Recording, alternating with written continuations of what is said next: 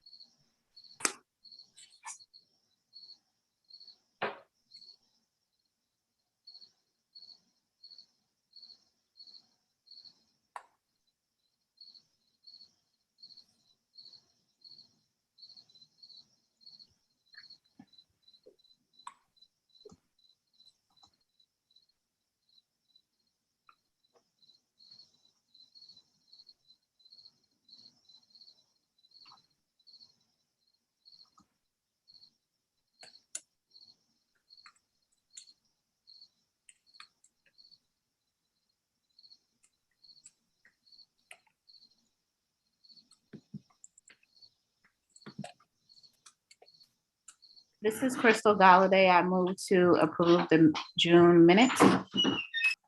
Thank you. We have a motion to approve for Ms. Galladay. I second that motion. Thank you for that second, Hoyt. All right, let's do roll call to vote on the motion. Hoyt. Aye. Amy.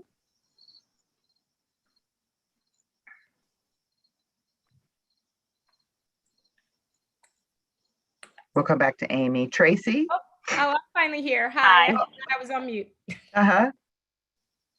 you want to aye or nay on accepting the minutes? Oh, I accepting the minutes, Amy. Sorry to interrupt, Tracy. No, that's okay.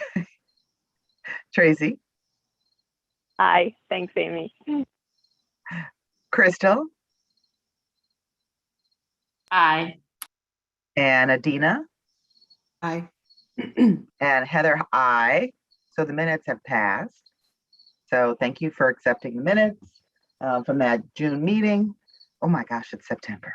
I just keep having to say that to myself. And by the way, let me just say before we move to our next agenda, it's September 11th.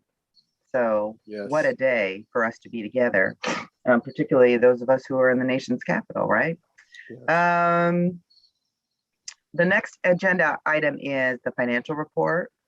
Bill, I see Bill has joined us from the beach. And so I will turn, oh, and Rodney is coming in. So Bill, let's wait for Rodney's audio to get connected. And then we'll begin your report. Good morning, Rodney.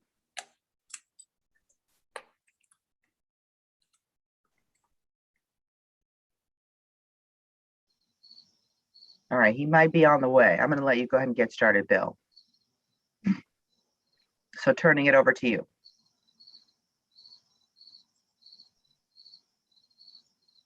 Okay, thank you very much. I'm going to share my screen and okay. So my report today is really the final report for our school year last year. And these are the numbers that I actually turned over to the auditors. They're in the process of starting the audit, which at our next board meeting, they will probably go over and go over the results of.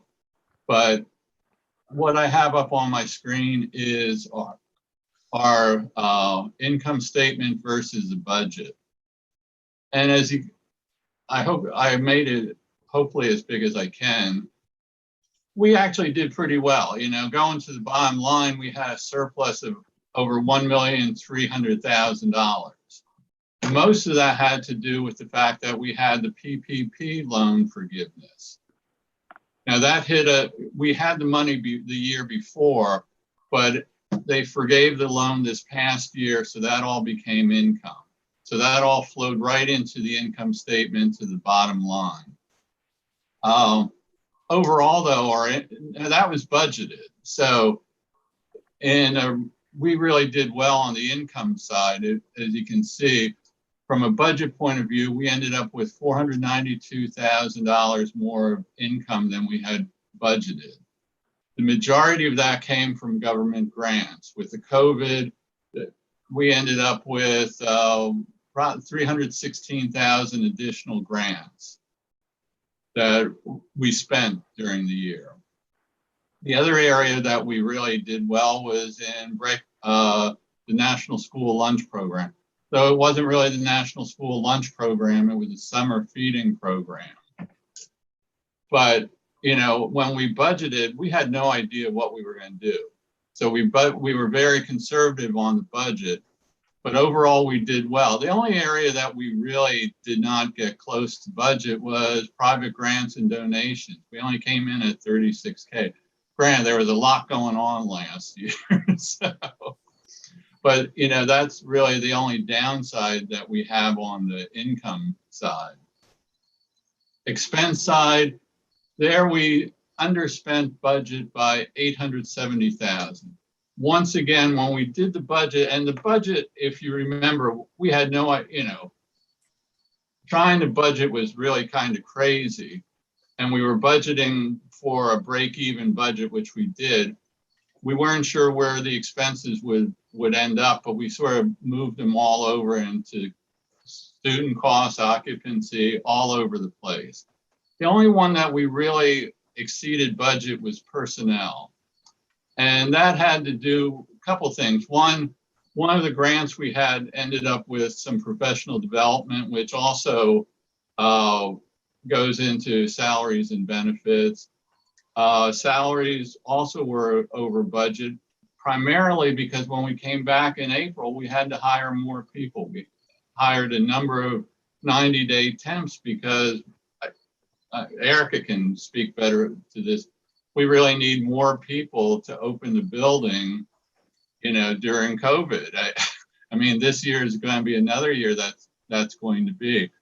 But, you know, keep that in mind. The others, everything came in pretty well. Occupancy expense, really our expenses weren't as, the one thing that throws this off is the swap valuation. If you remember, the year before, the swap valuation put us in a deficit of over $500,000. This year we got like $260,000 back. We didn't get anything back. It was just a number that we had to book. So overall, we did well. We ended up with a net income of, you know, $1.362 million, which, all things considered, I think we had a pretty good year. Are there any questions about the income statement? Okay, Bill, I think that this is Hoyt. I think that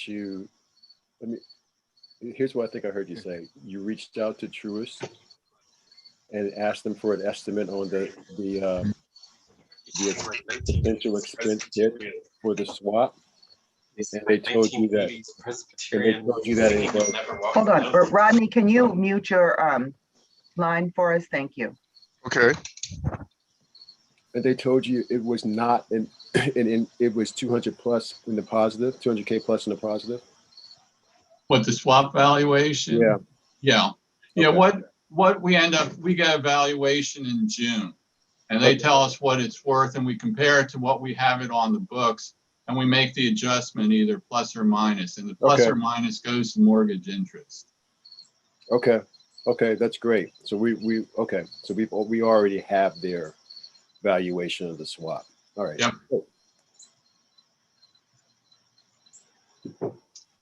Any other questions? Okay, I'm going to go to the balance sheet. Oh, wrong one. Okay, on the balance sheet, you know, one of my favorite numbers is cash, or, you know, the current assets, which is cash, and receivables. And this year it's down 316,000 versus last year. We're still, okay, Bill, sorry, we're still looking at the income statement. Oh, okay.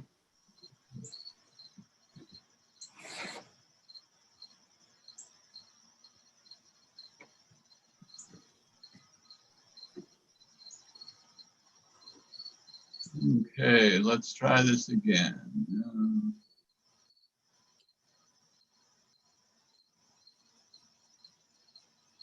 Okay, we see a balance sheet now. Yes. Okay. So really what we have here is our cash is down like $571,000 from last year. Bill, I'm sorry, can you blow that up a little bit, please? What? Can you blow that up a little bit? Can you enlarge that a little bit? Okay. There we go. Sorry about that. No. Just scroll up a little bit too so I can see the.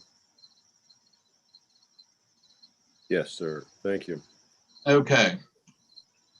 So as we can see, the combination of our cash and our receivables, we really ended up with a shortfall of $316,000. Part of this is that the PPP money was there. Also, we had to spend money for fixed assets, which don't show on the income statement, but you know, the money comes out. That was $100-some thousand that we spent last year. But overall, all things considered, you know, we're in pretty good shape. The only other things of note, payables is up. Part of the reason payables is up is because with COVID, we don't pay, our check runs are less frequent than they used to be when we were in the building. So at the end of the year, you know, we ended up with more invoices that had not been paid during the year. That's pretty much all I have on the balance sheet. That's long-term liabilities are down, obviously, because the PPP loan is no longer there. But that is about all I have on my report. You know, we've discussed most of these in previous meetings. So are there any questions? Hi, Bill. It's Adina. I do have a couple of questions, and forgive me because some of these are newbie questions. But one, just based on what I'm seeing. So the fiscal year is June to June. Yeah, July 1st through June 30th. Okay. And the PPP loans, are those, what is the time frame of those loans? Like, is there are we, like, the PPP loans that we received, all those go into into this one fiscal year that you're presenting, or do they carry over? No, what it is the PPP loan was money that we received, I think, in May 2019. And that was, you know, that was for COVID. This is what went out to all the businesses. We received the money then. And then as time went on, we were able to put in an application to have it forgiven. So the actual money we received the year before, but from an accounting point of view, when when the loan was forgiven, which was this past year, we had to take all that as income. So that's where, where our income statement went up because we had additional income from the PPP loan forgiveness. Our balance sheet, our liabilities went down because it's no longer on there. It was forgiven. Okay, thank you. Bill, can you briefly go over the uses of cash again? I didn't hear everything that you said. I didn't hear what you said, Can Hoyt. you briefly go over the uses of cash? I didn't hear everything that you said. Okay, the cash, one of the reasons it's down, obviously, is we had the money from the year before. The PPP loan was already sitting in there. Right. So what you have there, this is really more a cash flow. Part of that is from expenses that we incurred during the year. The other part is for fixed assets. And fixed assets, I'm not, let's see, it was 100 and, I think it was about $150,000 in fixed assets, which is something that it costs us cash. It moves into the fixed asset thing, but there's a move there. So those are the two reasons where the cash went. It went to pay our bills and also to fix assets. Okay. So these are previous payables that we had on the books, and we finally paid them. Mm-hmm. Okay, that's okay.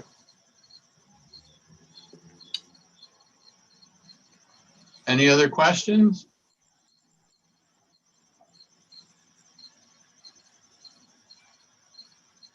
Okay. Thank you all. Thank you, Bill. Trustees, thank you for being attentive and engaged. The next item on the agenda is the Governance Committee. So I will turn the mic over to Amy and Tracy to give us any updates. Before they start, Madam Chairman, I just wanted to know I joined Carlos Bonner. I know I missed it. Yes, I welcomed you in the chat, Carlos. We're very glad to have you. And Rodney has also joined us. Thank you. Thank you. Go ahead, Amy and Tracy. Hello, everyone. Good morning. I am pleased to report we have our newest board member in attendance today. We're so happy that Adina Ellis has chosen to join us as a member of the Board of Trustees. She is a parent with a child who's located on our East End campus, and we're just so happy to have her. Oh, yes, right? Yeah, oh, okay. Okay, yes. I just, was leaving. I'm East and she's Brooklyn. Oh, I was leaving at Generic. Oh, I'm sorry, Brooklyn. I've been away too long. And so now we have both Crystal Galladay as an Easton parent, and we have Adina Ellis as our Brooklyn parent. So we're happy to have her join us today. Also, we are just want to remind all of our board members of our conflict of interest disclosure. And with that statement, I'll just give you a quick summary. And after this meeting, immediately after this meeting, I would ask you to print at least the signature page, and to read the policy, print the signature page and sign, and at least take a PDF copy take a picture on your phone, or if you have other resources, make sure that document gets back to either myself or Miss Moore by today. We would really like that, this being our first board meeting. So a general summary of what you are going to be agreeing to is the standards of behavior that we have at Stokes for all staff, volunteers, and board members to avoid conflicts of interest between the interest of the school and personal, professional, business interest. Also avoiding all conflicts, both actual conflicts of interest and what we call potential conflicts of interest. So anytime you have a matter that can be questioned by anyone, that people are going to wonder, well, is she able to be impartial? Is he able to be impartial? You're going to bring that matter to us. And so we can properly assess it and determine whether you should participate in a particular discussion that might be going on in terms of the board. So the purpose of this policy, of course, the conflict of interest policy, is to ensure the integrity of the Stokes in our decision-making and ensure that everyone in our community has confidence in what we're doing and our integrity and what our reputation is always maintaining and staying intact. Okay, and so we're going to ask you to make a full written disclosure of any relationships or holdings that potentially you already know might cause a conflict. And also, we're going to ask you to recuse if you bring us something or know of something that you just shouldn't be involved in that particular decision the board might make. Also, in everything you do here, you're doing it as a board member on behalf of Stokes community. You're not doing it for your own personal gain, the private gain of your family, your employer, or any of your close associates. So please keep that in mind in everything you do. The policy we're asking you to sign, it's meant to supplement good judgment. But we also asked you to respect it and its wording as well. So, please, as I'm asking that we receive this and we can have 100% compliance today after this meeting of all board members. So please take the time to get that accomplished. And I think that's all we have for now. And I will turn it back over to Heather. Great. Does anybody have any questions or need any support getting that form back to us? Again, if you have a camera, you can take a picture of it and text it or email it directly. But if you need any support, please let us know and we'll provide that. So let me keep it open for questions for a second. Yes, Ms. Galladay. I just wanted to know, did the policy change at all from last year? Is it the same? It looks the same, but I just want to make sure. Thank you. And I'm putting my email address in the chat, and so if people want to email to me. Yes, and we're just asking you to answer. Oh, we just want to refresh everyone's memory of the policy, both our new member who will be our first time signing it, but we want to refresh the continuing members of the board. Take the opportunity to please, the whole policy is a total of 3 pages, and then the conflict of interest disclosure you're signing is 1 page. So take the opportunity to read those 4 pages and just refresh your memory of what you're agreeing to and what your commitment is as a board member of Stokes. Does it have to be a wet signature? It can be anything anything you can do.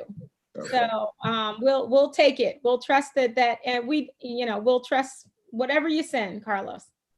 All right, thank you. Ms. Galladay, was your question answered? If not, to answer the question, yes, it is the exact same policy as last year. Yes, it was answered. Thank you. Okay, I'm going to move us along. We are on time. Yay! The next item on the, thank you, Governance Committee. The next item on the agenda is the Executive Director Report. We're excited to hear. Given that this is our welcome back to school meeting, I'm sure there's lots to learn from Erica about the launch of school. We tried to stay in good contact with you all, letting you know about COVID and public health protocols. But if you are not following us on the socials, I highly suggest that you get on that Instagram or that Facebook or that Twitter, because our communications director is very skilled at sharing updates and beautiful, inspiring pictures of staff and students. And so I want to make sure that each of you trustees know that that's happening. You can look across campuses. There are videos and really touching and inspiring photos. So I want to give a little plug for that and turn it over to Erica. Thank you very much, Heather. So welcome to the 21-22 school year. It's hard to believe that we have started another school year, but here we are. And as Heather said, typically this presentation, the September presentation, is a state of the school presentation where we are in terms of enrollment, new staffing, what our goals for the school year are. And I have some of that information in this particular presentation. I also have another document in the live binder that summarizes where we are in terms of our strategic planning and how we have progressed with meeting those goals. But I really want to focus on everything COVID related today, because that's where we are, and that is what is consuming a great deal of our time. So first of all, the primary goals for me for this school year have to do with our recovery from last school year. We continue to heal from last school year, and we're focusing on a lot of wellness issues with both staff and students. We're reestablishing our Stokes school community in person, because even though I think we did a remarkable job last year of building community virtually, it is a different scenario when we come back together full-time in person. So we are working on that in many ways, through, different customs and rituals that we have implemented in the school, like our morning meetings in the classrooms, and different ways to find ways to come together. We're working on student and staff social emotional wellness. We have a curriculum called Peace of Mind curriculum that focuses on mindfulness with students that we practice on a regular basis. We are getting staff to create self-care plans, so that is primary. We've actually contracted with a former Stokes School employee who initially set up our wellness program, who is doing consulting with individual staff members to help create self-care plans. We're also focusing a lot across the board on being flexible and adaptable, because we know that as we continue through the school year, things will change, and they have been changing throughout the first couple of weeks of school. So there's no expectation that we will not have to continue to be flexible. So just as a reminder of everything that we have done as an organization to prepare for this school year, and opening of our buildings and being back in person, we have safety and security protocols that we are trying to follow very strictly that include healthy hygiene practices. We've installed hand sanitizing stations around the building. We have installed touchless sinks, soap dispensers, hand dryers, also people can wash and clean their hands on a regular basis, and they don't have to touch any of the handles on the sinks, or just to promote healthy hygiene. We have face coverings and PPE for all staff and students. Our classrooms are organized so that students are 3 feet apart and staff is 6 feet away from students. Part of our daily routine right now, before we even enter the building, staff completes health surveys, and everyone has a temperature check. We have also increased the number of times that we clean and disinfect the entire building, the high touch surfaces throughout the building, throughout the day. And unlike many other places I have talked to, we are testing, or we are attempting to test 100% of students and staff on a weekly basis for COVID. And this is a very time-consuming process that I will get into later, but this is a this is a rhythm that we are comfortable with in order to give us the most up-to-date information about positive COVID cases within our school. We also have a COVID response team that is comprised mostly of the leadership staff on both campuses, that if in case we have positive cases, our response team comes together to react to that. And as I've shared with you all previously, we have a vaccination mandate for staff. I think we're up to about 90% of our staff that's vaccinated now. We do have some staff that have requested religious or medical exemptions. Another thing that we have done to prepare for the school year is to maximize every inch of available space within our buildings to allow for social distancing. In the classroom, this means that most of the furniture has been removed. The desks and the chairs remain, but almost everything else has been taken out so that we can space desks appropriately. We contracted to bring in a couple of modular buildings to add some additional space at the Brooklyn campus at the beginning of the summer. We are finally through the permitting process with DCRA, and we will begin preparation for installation next week. The 2 classroom spaces are scheduled to be delivered and installed in the week of September 20th. So that will allow us to spread out even more at Brooklyn. And at East End, we already have extra space because we have, the entire building is renovated to accommodate pre-K through 5th grade. And we're only pre-K through 3rd grade this year. So we've got some extra spaces that we spread out there. And another thing that we're doing is to use all of our outdoor spaces as much as possible for both outdoor learning and outdoor lunch when the weather will permit. Erica? Mr. Bryant, I think Hoyt had a question. Hoyt, yes. Yes. Erica, how does the school pay for the testing, both the acquisition of the kits and the processing of it? Results. So at the moment, we've been very fortunate. It's a great question, Hoyt. When we initially started testing last school year, we did it under a grant.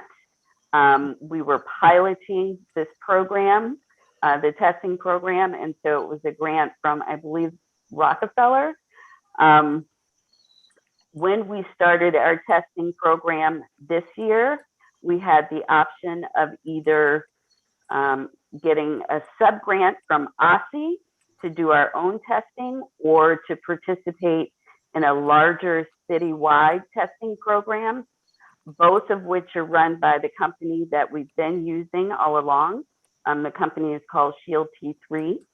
We opted to take the sub-grant instead of the citywide program because we have already started our testing. I know some of the schools that are part of the citywide program that haven't even begun the testing process.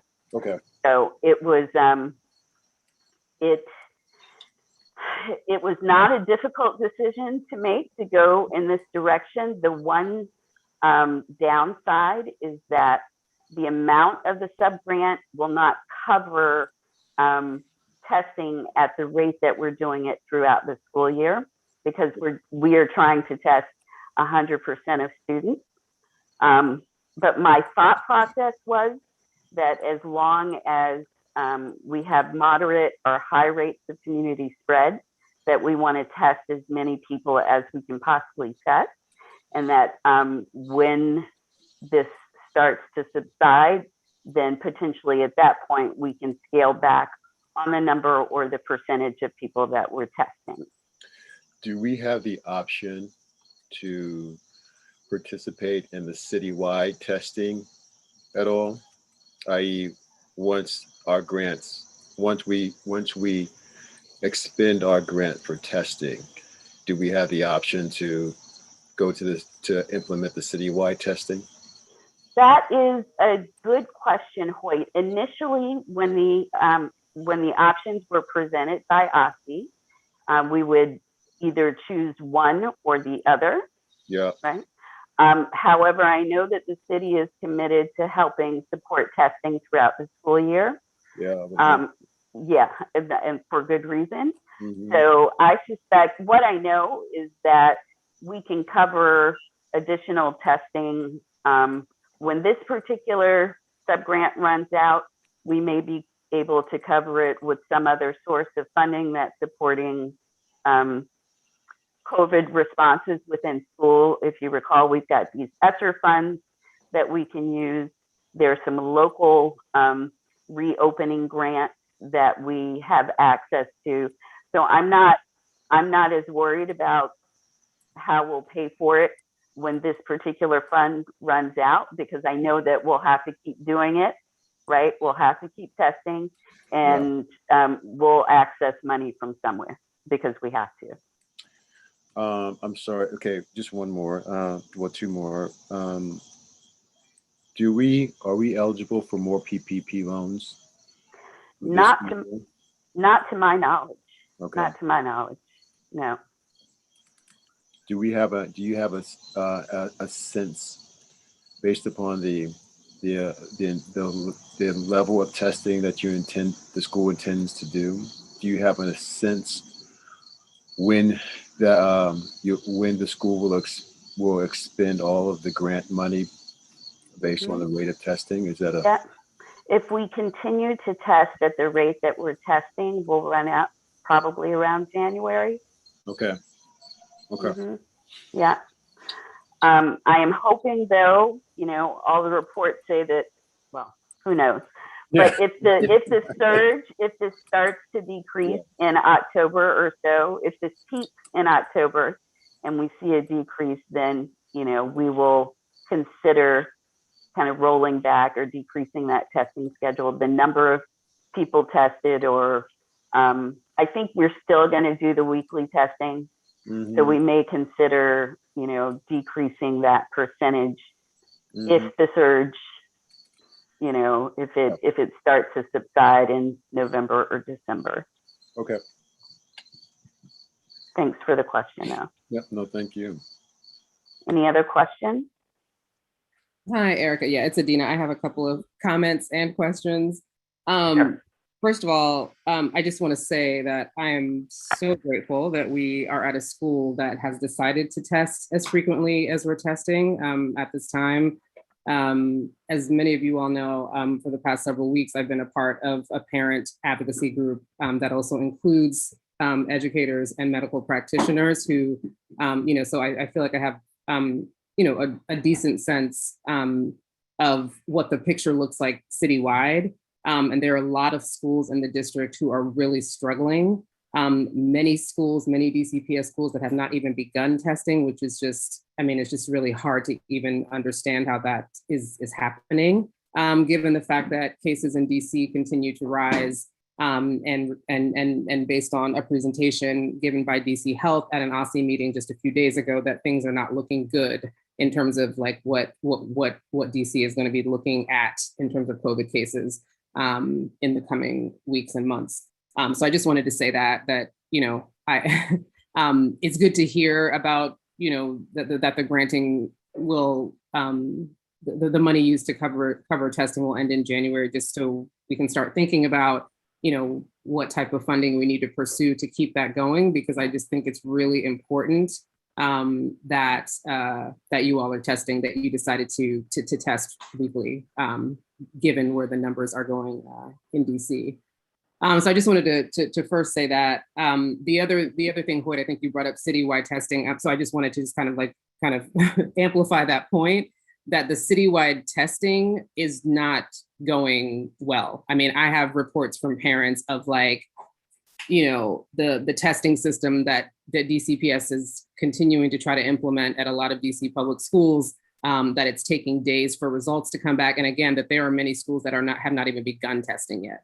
So my hope is that we won't have to rely on on the testing program that the city is providing, and that we can, instead look for funding to continue the system that that the team is implementing now. So I just think that that's going to be really important as we move into the fall and winter with Delta surging.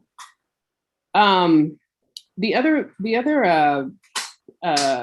question that I had, Erica, when are the modular units, where would they be placed on Brooklands campus? I'm just curious. They're going to be in the lower parking lot. So that lower parking lot okay. Mm-hmm. across from the Zen Garden. Mm-hmm. Okay.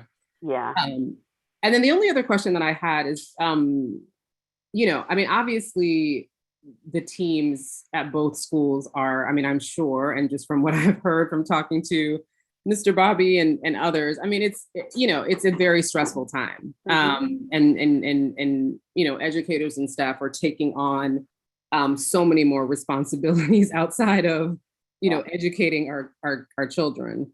My question is there some way for, or is it even possible for there to be like parental involvement? Whether that's in the form of, if we need to raise funds for smaller things to better meet safety guidelines. Just as an example, like I'm thinking about lunch, I know that, and this includes me, like the one thing that concerns me the most is lunch indoors. So I was talking to Mr. Bobby yesterday, and I don't know whether or not, like, if I or a few other parents could, like, if we needed to go out and raise money to like get tents, get mist machines, because I know it's hot on certain days, like things like that. I just wonder whether or not there's been any effort to get parental involvement, just to try to take some of the burdens off of you all that you've now had to pick up because of the pandemic. Yeah, thank you for that, Adina. We are actually looking for several ways to take burden off of staff, because we are, it's actually part of my presentation. We are working overtime. To say that we are working overtime is an understatement. We're working 12, 14, 16-hour days regularly, and it's not sustainable. So yes, we could use support. In terms of the like lunches and being outdoors, I understand that there's a shortage nationwide of picnic tables, but there's been a suggestion that parents could get together and build picnic tables potentially, or if you have access to, I don't know, if there's a vendor that you could find picnic tables for, we could certainly use picnic tables. We can also use tarps and tents, because we are we're lining kids up outside, and we are testing outside. So during inclement weather, fortunately, we haven't had to deal with rain or ice or snow yet, but we will need to figure out ways to protect kids outside when we're doing some of these things. Erica, I know Ms. Galladay has a hand up also. I want to make sure that you're able to at least get through your presentation. Ms. Ellis, I'm wondering also, in the past, we could start a board committee to engage with the PTAs or outreach to parents on this issue. So at the end of Erica's presentation, let's just see if there's interest in a couple of trustees heading that up and moving forward, because I think this list of emerging needs and possibilities would be useful to share with at least the PTA heads and other parents who want to be involved. Ms. Galladay, is your question pressing, or can it stay to the end of the presentation, because it might get answered in the presentation? I think the number was already covered. So there is elaboration from a parent from East End that would like to know that they appreciate the information that 80% of the staff have been vaccinated. Could you please share the actual number of staff members from East End and the number of staff members at Brooklyn that have religious and medical exemptions for vaccination? And then I also want to add, there has been changes, with the procedures from week 1 to week 2, and I, as well as other parents, appreciate it. And parents have asked me how can they volunteer to help make things smoother. So that there's definitely a need and a desire in the community to help out and roll up our sleeves. So that's what I have for right now. And thank you, Heather, for answering my other question in the chat. Sure. So Erica, why don't you finish your presentation? If there are questions that you think you're going to forget, put them in the chat, write them down, and we'll get to them at the end so she can get through, because I know there's a lot of information in this presentation. Okay. Go ahead, Ms. Bryant. No problem. Just a little bit more about preparation for getting into the school building. We have purchased OWL cameras that allow, there's 360 cameras that facilitate virtual learning or hybrid learning if there are children in the classroom and children learning from home at the same time. We do have an OWL camera for each classroom. We have to set them all up and get them started, but they will be available into the school year to help with any kind of virtual learning that will take place. As a reminder, the only students who are studying virtually right now are students who have medical exemptions. So the mayor has mandated that we are in person in school 5 days a week, with the only exception being for medical exemptions. And there are very few medical exemptions right now. Other ways that we've prepped for the school year, we've hired probably about 20 additional people to come in the school year, between the addition of the 3rd grade classroom and staffing for that at Easton. We do have someone now who is working with us to coordinate all COVID related matters. We actually think that we're going to have to bring in a few more people to help support that process. We have a full-time parent engagement coordinator at the Easton campus this year, who's amazing. We've hired several long-term subs in anticipation of staff being out for either, quarantining or COVID positive or burnout. And we're trying to staff up. If you recall, there is a teacher shortage across the country. So it's been pretty difficult to bring in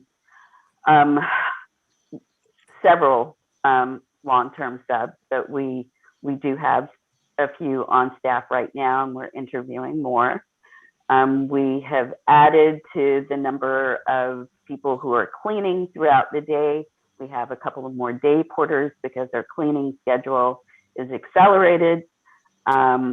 We've hired additional people for the kitchen. We've hired additional after-school staff because the configuration of after-school now does not allow for us to combine multiple kids from multiple classes, right? In order to maintain our safety protocols, the students in, let's say, for example, 3rd grade Spanish will have to stay with that same group of students after school. So that means we have to have more classes in after school and more staff.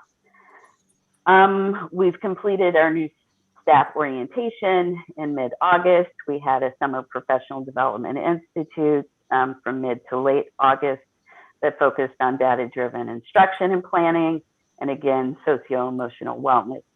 And then we had a parent orientation from the week of August 23rd that focused on academics, health and safety, parent involvement.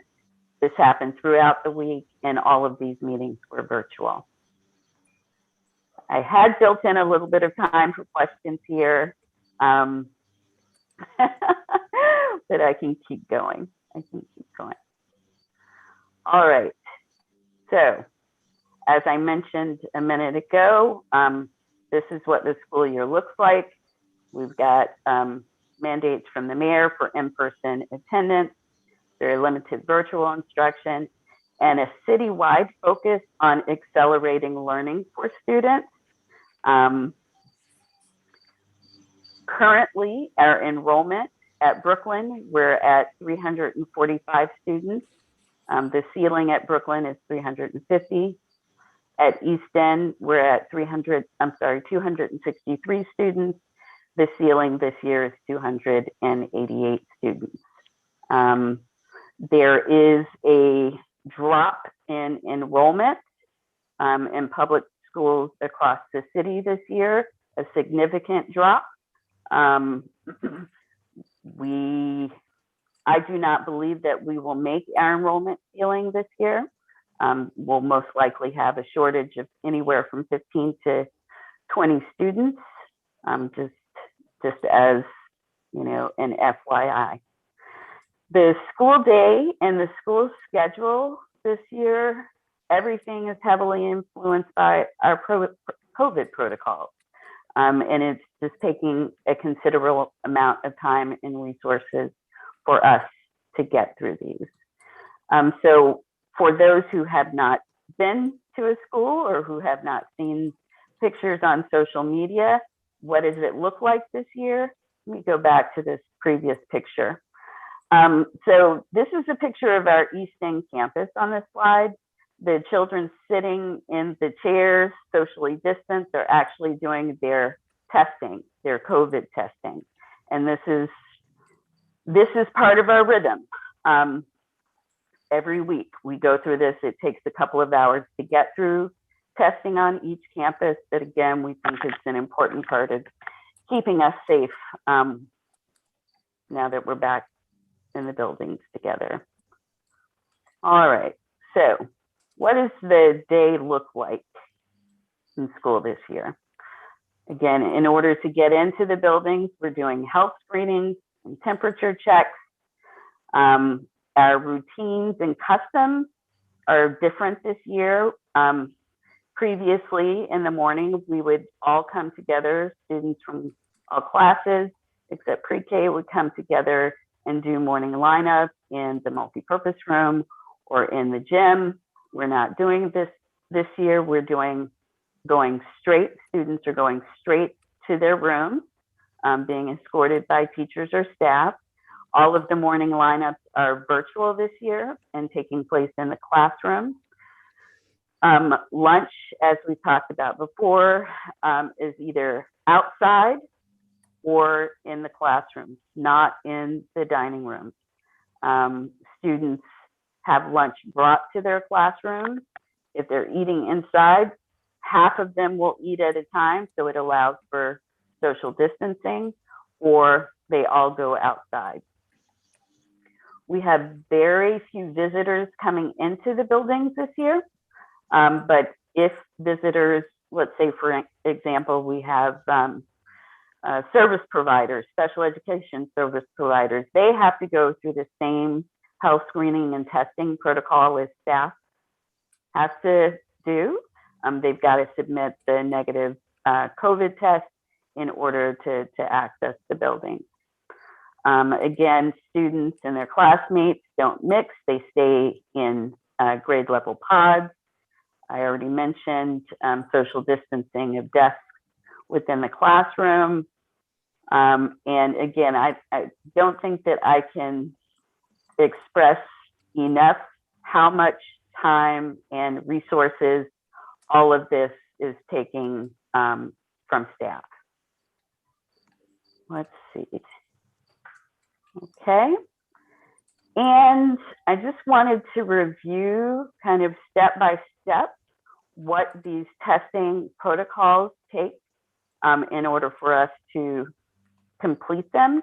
Again, this is all being done by staff, but on Monday or the first day of the school week, COVID testing, we have all of our students and staff test for, it's a PCR saliva test. And so it involves people depositing saliva into a test tube, putting the test tube in bags. And after that process is complete with everyone, some of the students do have difficulty doing the saliva test. And so we are looking at options for the shallow nasal test for some of the students. But The goal is to get as close to 100% of students and staff as possible. We send those samples off to a lab that's actually at Gallaudet University, and they are tested. We could potentially start receiving test results 6 to 8 hours after the tests are taken to the lab. That is if everyone is negative. If there are positive tests within the samples, then it takes more time because there's a process of retesting and confirming those positive tests. So the last couple of weeks, we have been getting either very late on Tuesday night or early Wednesday morning or Thursday, we've been getting our test results. At that time, early in the morning of the, after we get the test results, we notify those who have been identified as COVID positive. At the same time, we notify the DC Health Department of any positive cases. We also, at that time, began a process of contact tracing. There are 3 people on staff right now who have been trained to conduct contact tracing. I think I see Hoyt who wants to ask a question. Did you have a question? You just answered it. Okay, all right. Yes, staff conducts the contact tracing, and it's a process that can take 4 or more hours out of the day. First, identifying who is sitting, who has been within a certain proximity of the positive case, getting all those names and numbers and reaching out to those people. For the people who have been identified as positive or their close contacts, there is a quarantine period of 7 to 10 days. While those people are quarantining, DC Health will reach out to the school. It is taking anywhere from 48 to 72 hours for representatives of DC Health to reach back out to the school after we initially report the positive case. And then at that time, DC Health asks for our findings. When we've done our contact tracing, we turn our findings over to them and they go through a process of contact tracing. For all people who are positive, whether it's a student or staff, they return to school after after a period of 7 to 10 days and after we've gotten a negative test result or a letter from a physician or the Department of Health clearing those people to come back. Okay. All right, so I just want to share with you my concerns for this school year. I have many, but the high flyers are student and staff well-being, both physical and mental health. We are 2 weeks into the school year, and as Ms. Ellis mentioned earlier, staff is very stressed. This whole being back in person, we are loving being around the kids. We are loving, being able to exchange in-person ideas and thoughts with our colleagues. It is stressful when we have positive cases within the community. Staff is concerned about the well-being of their colleagues and students who, have been identified as positive, and it's just a very stressful situation. The full-time in-person attendance mandate is a concern for me as well, because we know for a fact that there are parents across the city and a few within our school who are reluctant to bring their children back to school in person. And they are looking for more flexibility for either virtual or hybrid options. Student enrollment, as I mentioned earlier, is a concern of mine. I do not think that we will hit our enrollment ceiling. That is unusual for us. Normally we have a very long waiting list, and we still have waiting lists, but there are classes that we do not have prospective students for on a waiting list if there is a student who leaves the school or if there is a space that needs to be filled.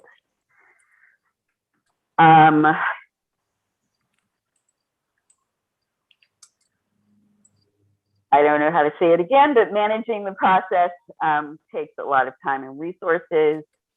The protocols that we have in place are chipping away time from learning. It takes time to get extra time to get into the buildings in the morning.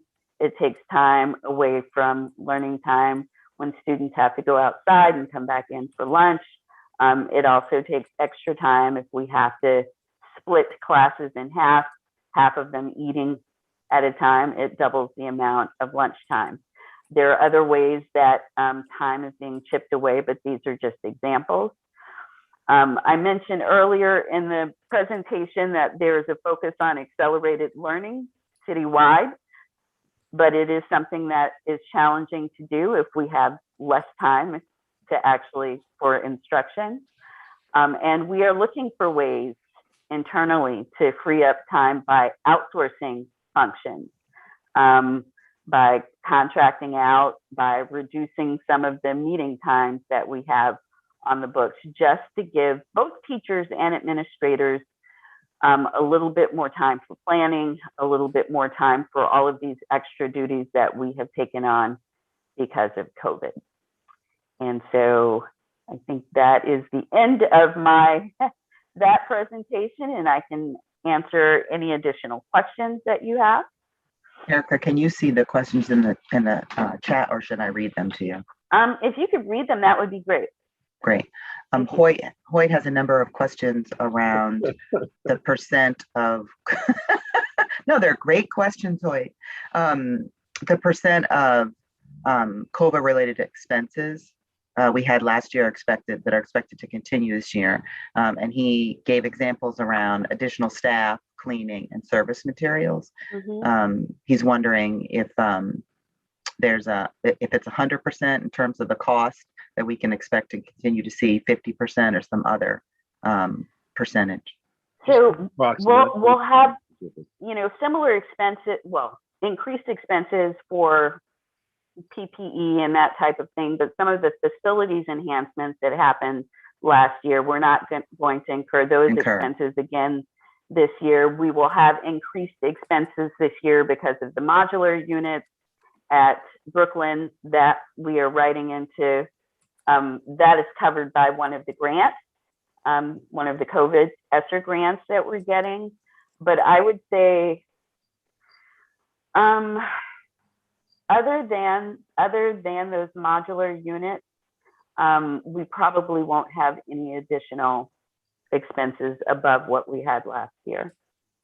Just the increase in staffing. Well, but yes, we had an increase in staffing last year, increase in staffing this year. Yeah. So just so I understand and just kind of get a sense, I think what we're saying is that the COVID related expenses that we expensed last year, I paid for last year, are expected to continue this year. Yes. Okay. Mm-hmm. And the only one, what's that? No, go ahead. No, and I was just going to reiterate that the only COVID related expenses that will not continue are some of those facilities enhancements. The trailer. Like the HVAC system that we renovated at Brooklyn. We won't have that again this year. And the trailer are paid for by a grant coming this school year.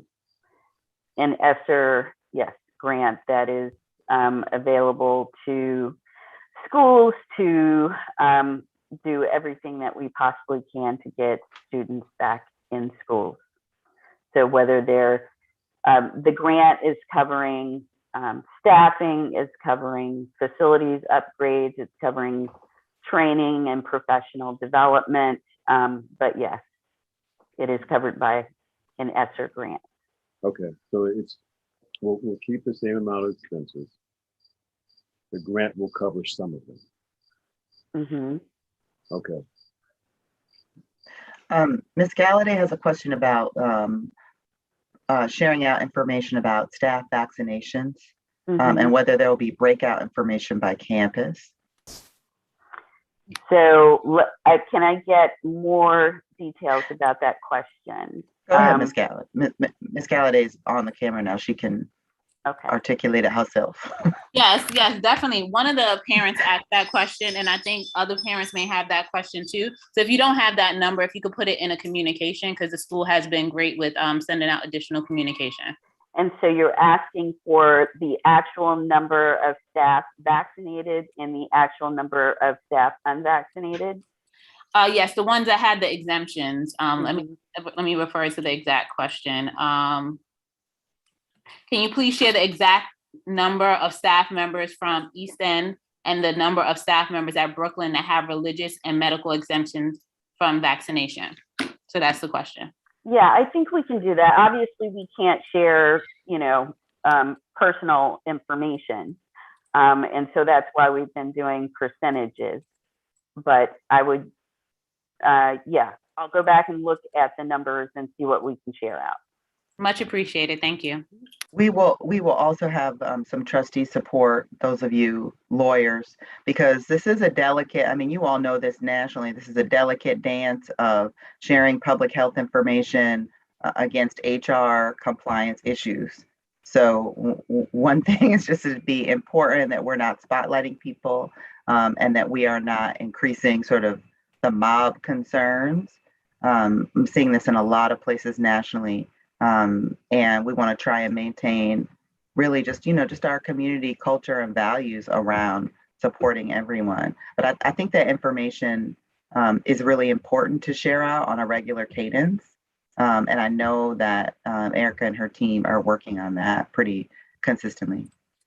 If I were to play devil's advocate with that, the answer to that question, I would think as a parent, I would want to know.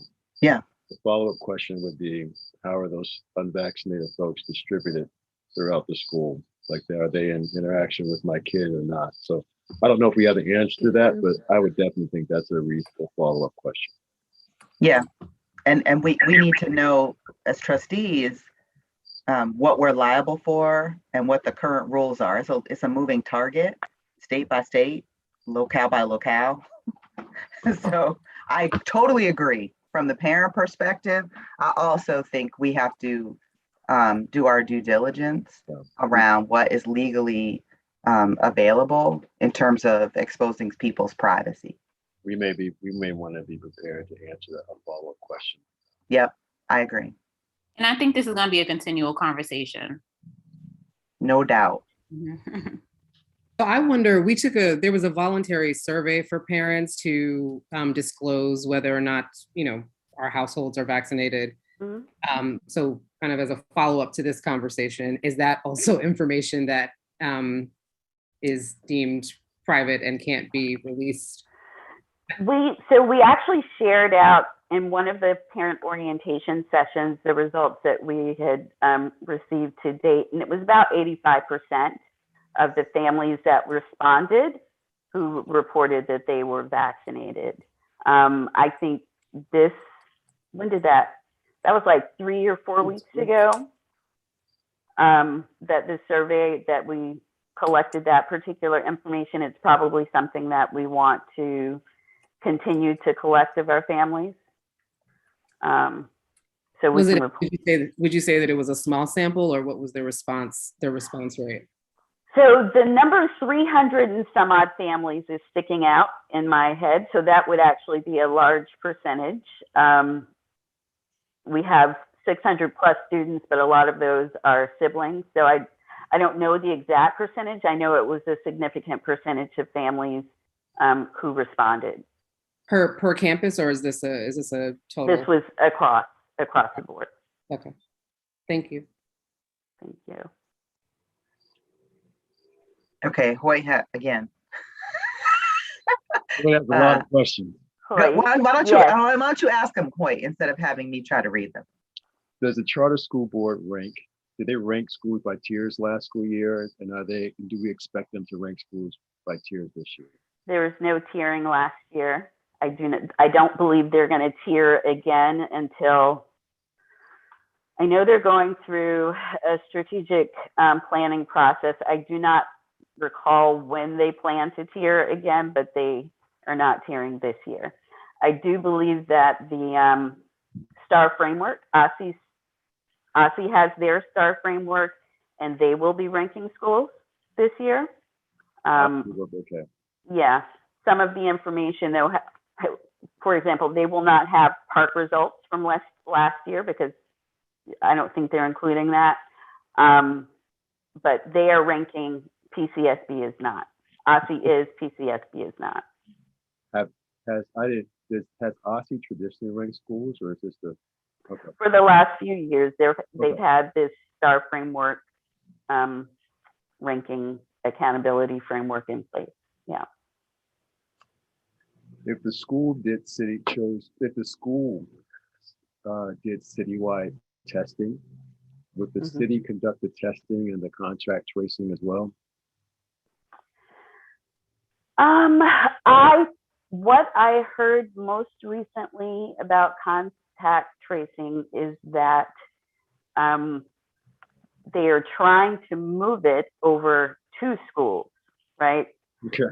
Yeah. Well, I mean, it's a big job. It's a very big job, and that is what. What's that? Well, why not let the teachers do it? Why not get, what they've done is provided stipends to get school staff trained in contact tracing. Perhaps some of the thinking process is that we can get it done more quickly than others because we are at the schools and we have information about families, we can reach out quickly. But that process is a time-consuming process that we are going to probably bring in at least 2 more part-time people to support with. Okay. And finally, is Focus or any other charter school group, charter advocacy group, petitioning the charter school board for additional resources to address the impacts of the mayor's in-person mandate? The Focus and the association have now merged into a new organization called the Alliance. I can't remember the full name of it, but we call it the Alliance. Sounds like something from Star Wars. They are doing advocacy work, a lot of advocacy work around charter schools and COVID responses. The most recent thing that I've seen is around citywide, support for a citywide vaccination mandate. They were instrumental earlier in the summer in getting additional support for charters. There are a couple of consultants who are supporting charter schools with health related questions. So one I think is a nurse and another is a public health official, but they are available. These consultants are available for us to pick up the phone and call if we have questions about guidance or, how to implement policies. The Alliance was instrumental in helping to get these consultants in place. So they have been supporting us all along. We still need additional support. So what? Go ahead, Heather. I was just gonna say I put the DC Charter Alliance link in the chat. So not specifically for meeting the mayor's mandate of the in-person mandate. Not for removing the mandate. There's a lot of parent organizing. Or either not so much removing, but flexibility. Well, the main question was,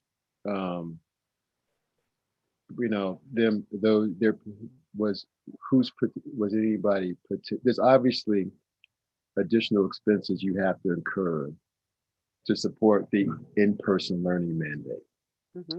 That's above and beyond what you'd have to do when you're in a non-COVID environment.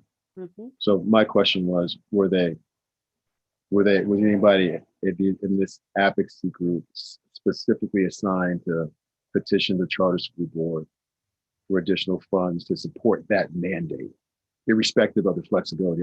We should have flexibility. They probably do it later on once the parents raise enough cane, but I'll just Yeah. curious. May I respond to that, Erica? Go ahead. Okay. First of all, Public Charter School Board doesn't give any money, doesn't provide any money for schools. That money comes out of the city. As you know, it comes out of the city budget. So that is a city council mayor issue. The alliance on whose board I sit has been approached to determine their willingness to provide some advocacy around the issue of call it an appropriate citywide response to what schools are facing. In addition, as I think Erica just said, and Adina said, there are parents who are also looking at this, and there is, Adina, would it be appropriate to say that there is great interest in organizing to get a different response from the city? Yes, that is fair. That is accurate.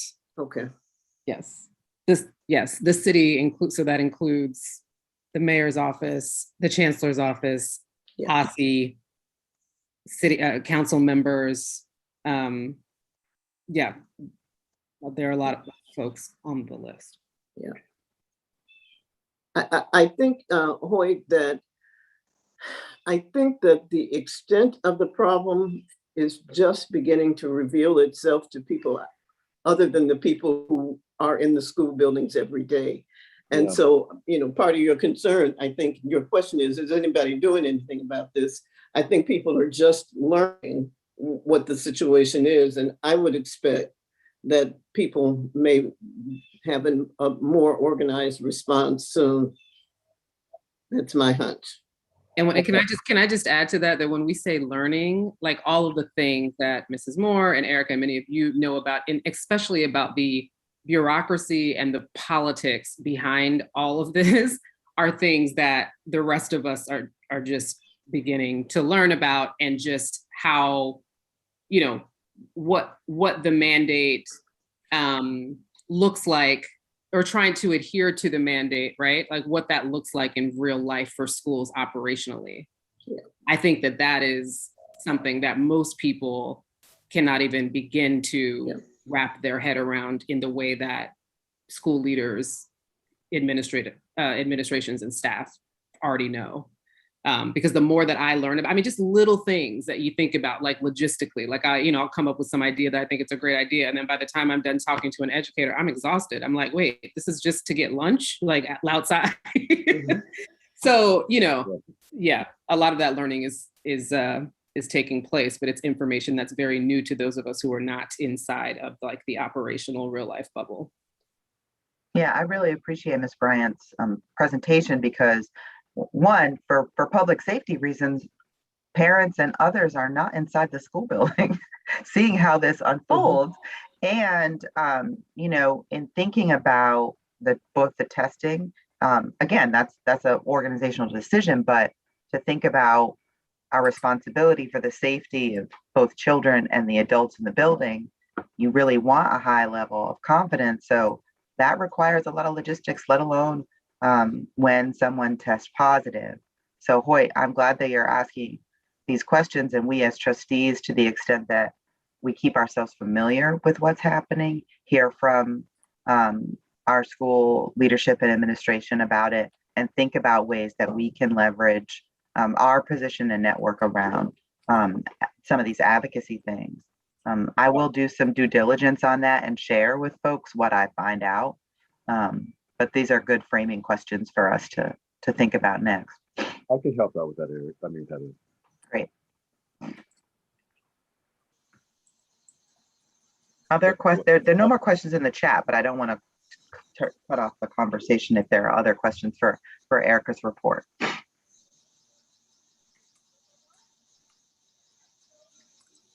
Carlos, just one last question. How much leeway does the school have to circumvent what the school board mayor's office mandates? Carlos, that's a great question. I do not think that we have any way to circumvent this. This is a mandate that's being enforced by OSSI through their attendance regulations. So if we have to, I have asked a similar question, Carlos, because as we were trying to prepare for the school year and figure out all of these different pieces, one of the things that we wanted to look at was a hybrid option. But the response that I received from a couple of outreaches was that we did not have any flexibility in implementing this mandate. We have to do the 5-day in-person with few medical exceptions, period. So the city's stance is that in-person schooling is the best option for children, which we believe under normal circumstances that to be the case. And as long as the mayor has that mandate in place, there's little that we can do without assistance from other so if there is someone who can advocate for more flexibility in that mandate and be effective with the mayor, that would be helpful, because we don't have the ability to do that as a school. Okay. Sorry, I have one other question about this is Adina. How much money did we receive from the city to cover all COVID related infrastructure costs? Yeah, last year we received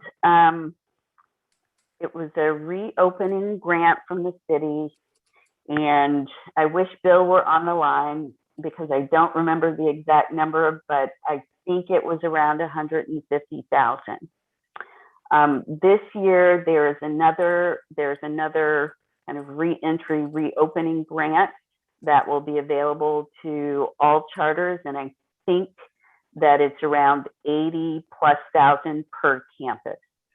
And this latest grant, the 80,000 per campus grant, will be available late September, early October for schools to apply for, which we will. And would you say, based on that 150 that was given for last year, now that you know what this looks like in real life and what the real life needs are to be able to adhere to the mandate, would you say that that money was sufficient from the city?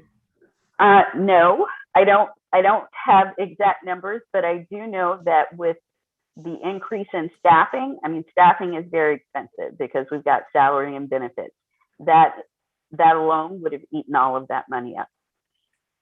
But the city is probably relying on the fact that the federal government did send a windfall down to local education agencies. So on the one hand, Adina, I think that the city has clearly responsibility around this, but there is a lot of money in the ESSER grant that they'll point to and say, but you got all that money. Yes, a tremendous amount. We received money last year. The first CARES grant, I think, was, I don't remember the exact number, maybe $500,000 or so. This year we have ESSER 2 and ESSER 3 funding, $1+ million. So there are substantial funds coming from the federal government and supported by local government. I do not know if it will be enough to get us through everything we need to do, though. We are putting in place all of the measures that we think we need to have in place in order to be safe. We are not looking at numbers right now, and that may sound financially irresponsible, but we know that these are things that we have to do. We have to do it, and we'll come up with the money when we need to come up with the money.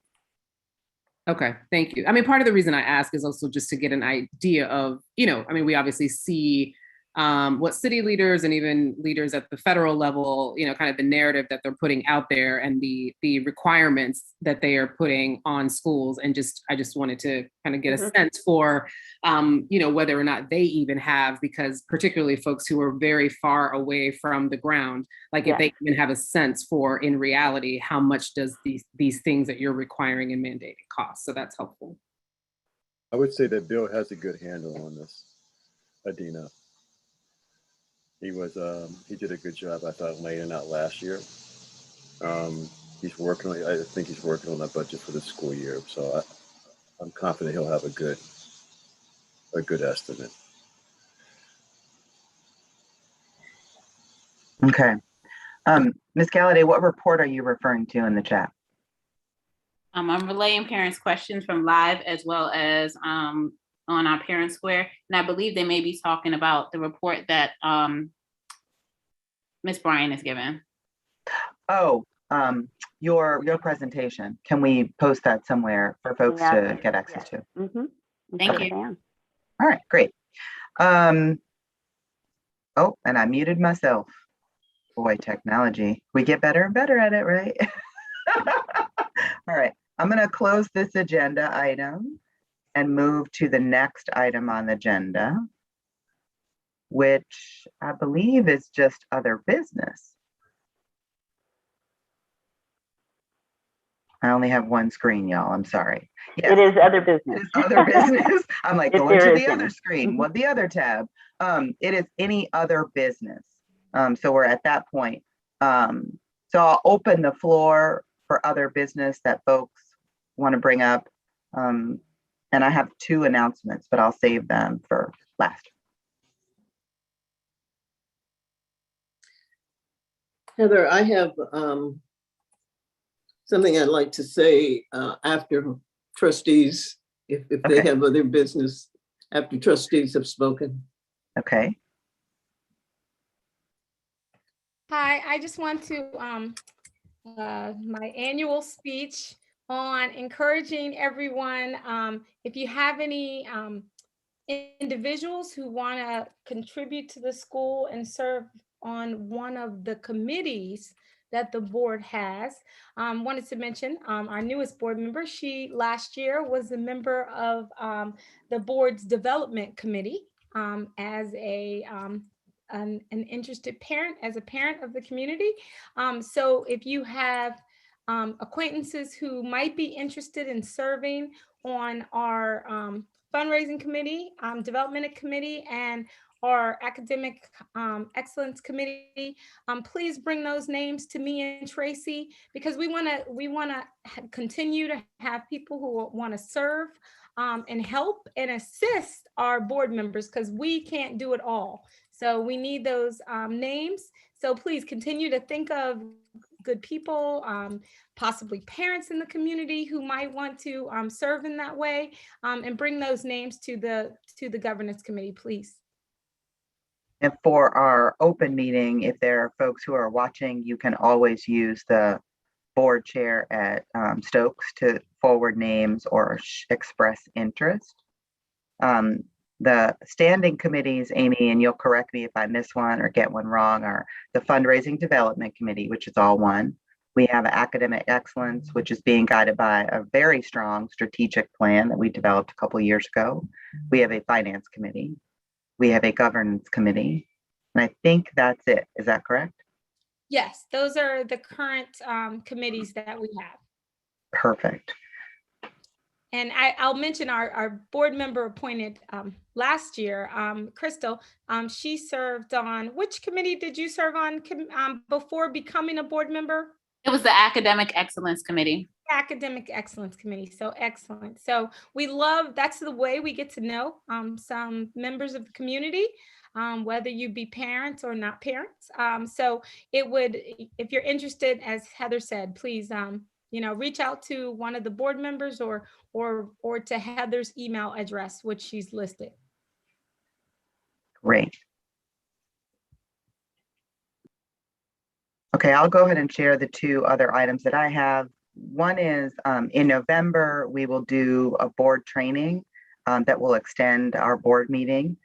So Education Board Partners is available on the date of our November meeting, and we'll do a governance training with us as a follow-on to the survey and report that they did around our board development.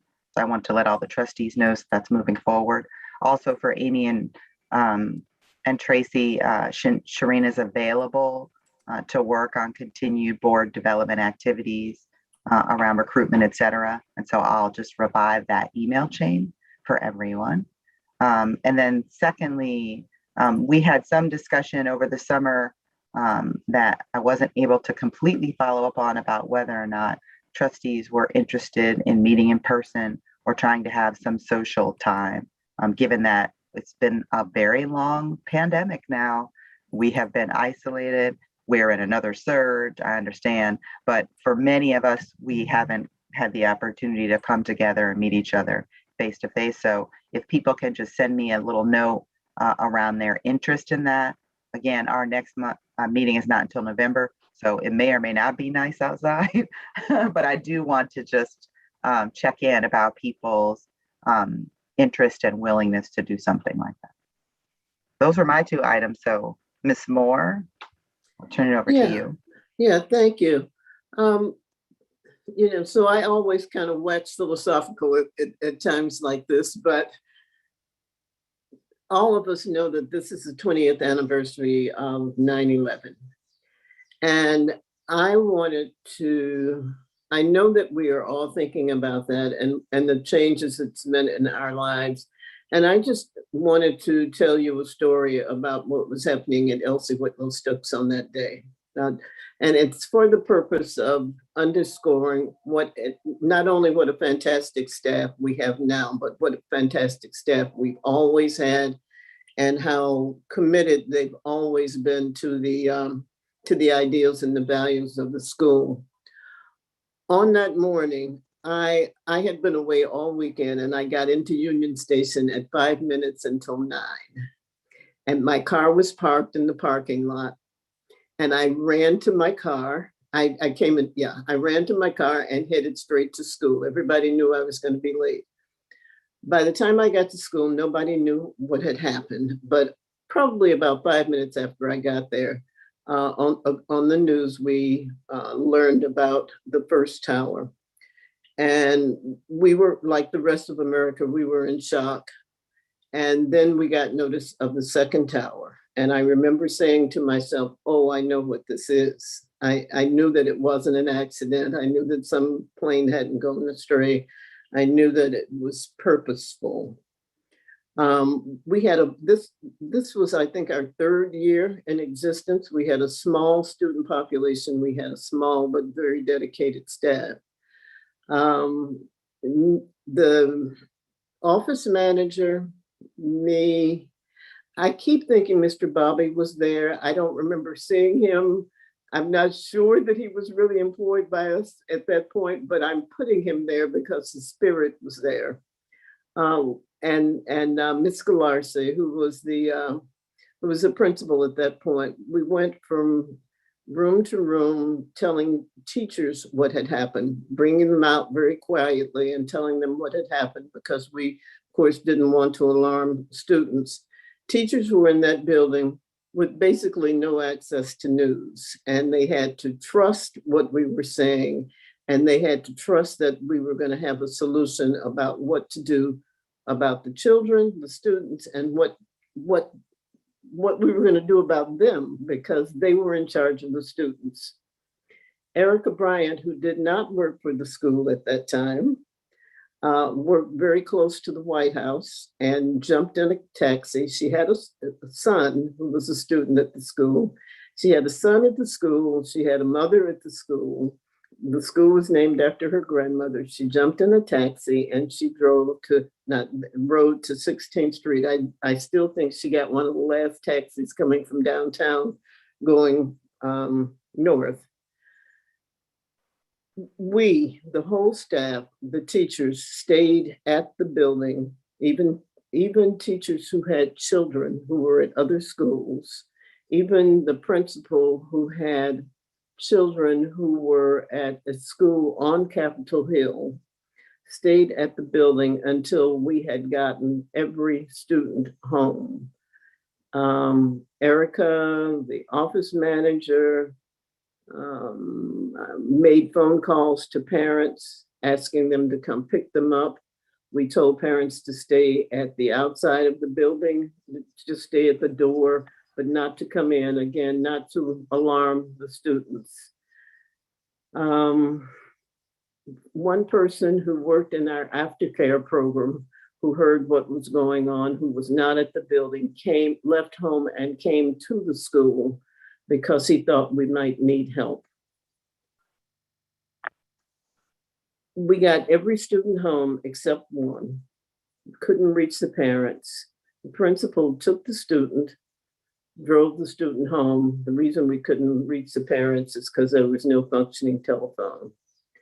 Nobody on the staff bolted and went home early. Had I had children, I would have been sorely tempted to leave.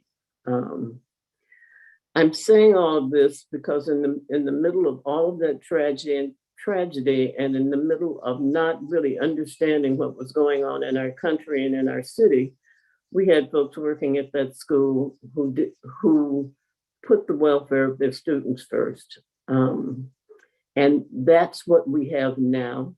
That's the kind of staff, those are the kinds of teachers that we have now. So all of this that you've heard today about how really difficult it is to have school now, and the fact that we are having school now is a reflection of the people who work at the school. And I want to encourage us to think about 9/11 and all the people who gave their lives that day. And I also want us to think about the people, our teachers, educators everywhere, who are still continuing to stand up on behalf of children. So that's my little philosophical statement for today. We've got a great staff. We've got great people working. That's it. Thank you for sharing that, Ms. Moore. We can always count on you to ground us in the right context. And I see everybody's putting their hearts up.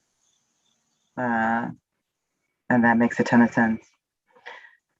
Okay, so let me make a last call for any other business. I don't have, I have something that's not directly related to Stokes. So at the end of the Stokes business, I just have one request statement. We're there, Carlos. Go ahead. Oh, before Carlos, before you go. So Heather, what going back to the bit about how parents, how we. Oh yes, yeah. Thank you. Should we offline about that, or how do you want to? How should we proceed? What I'd love to do is to have two trustees play point on this. It has been suggested, Adina, that maybe the development committee is the right place for it anyway. Okay. What do you think? So is there another trustee that could coordinate with Adina on parent outreach for the needs, the sort of overflow needs? Absolutely. I'm willing to do that. Perfect. So you know what trustee to call in, and we'll offline about if there are other things for coordination, because we'll want Ms. Bryant to go ahead and lead and let us know what kinds of things have come up. And then we can liaison with our PTA heads. That usually works out well. Okay, go ahead, Carlos. Well, this is not a Stokes related item, but it is a civic related item that is directly involved with my work. So hopefully it's not an inappropriate request, but I am working on a project in Ward 7, which is near and dear to my heart. And I am in search of a community outreach organization or a person who's very skilled in that. So if anyone has a recommendation, I would like you to please forward them to me. We are on a fast track to have somebody in place probably, hopefully by the end of the month, beginning of October. So that's just, that was the gist of it. So it would be someone who can help with liaisoning with the community, surrounding community. We are going to plan to develop a workforce center to help young people find jobs associated with the project, both in construction related and administrative related, even some auxiliary, some of the firms that we're going to engage with, there may be some requests that they hire some of these people. And we want to do this outside of the DC mandates. So we're trying to expand it a little bit more, if you know my work business. But so I just wanted to put that out there. We are looking for someone who can work with me directly and be point on some of these initiatives. Hey, Carlos, this is Erica Bryant. Let's connect offline. And we have been in the last, 4 years in Ward 7, we've made some really good contacts, so I may have people to connect you with. Okay, thank you. Great. Well, with that, I am going to adjourn the meeting. I think we got it all done.